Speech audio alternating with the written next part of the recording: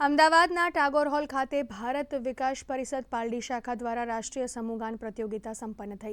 આ કાર્યક્રમમાં અમદાવાદ શહેરની વિવિધ શાળાઓના બાળકોએ ઉત્સાહભેર ભાગ લઈ સાંસ્કૃતિક અને રાષ્ટ્રભક્તિમય વાતાવરણ બનાવ્યું હતું।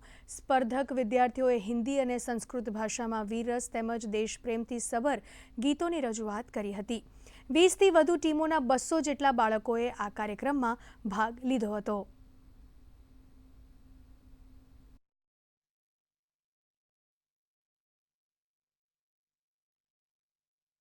ભારત વિકાસ પરિષદ એ વ્યક્તિ નિર્માણથી રાષ્ટ્ર નિર્માણ સુધીની આ પ્રવૃત્તિ વિવિધ પ્રવૃત્તિઓ કરતી હોય છે, જેમ કે ભારત કો જાનો, ગુરુવંદન છાત્ર અભિનંદન અને રાષ્ટ્રીય સમૂહગાન સ્પર્ધા।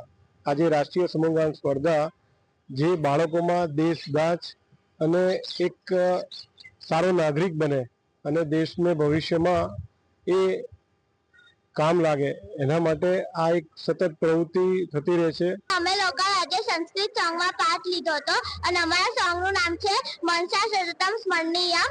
અમે 8 છોકરીઓ હતા એમાં અને ઓડિયન્સને બહુ મજા આવી હતી અને અમને લોકોને પણ ખૂબ મજા આવી હતી। અમને નવા નવા ગીતોનો અનુભવ થયો। અહીંયા અમે લોકોએ અમારું સોંગ હતું ભારત વંદે માતરમ। એમાં અમે લોકોએ વોટર પોલ્યુશન અને ઓપરેશન સિંદૂરને રિપ્રેઝન્ટ કર્યું હતું। અમારા પેરેગ્રાફ ઉપરથી એ ટોપિક હતું। અમે લોકોને બહુ મજા આવી।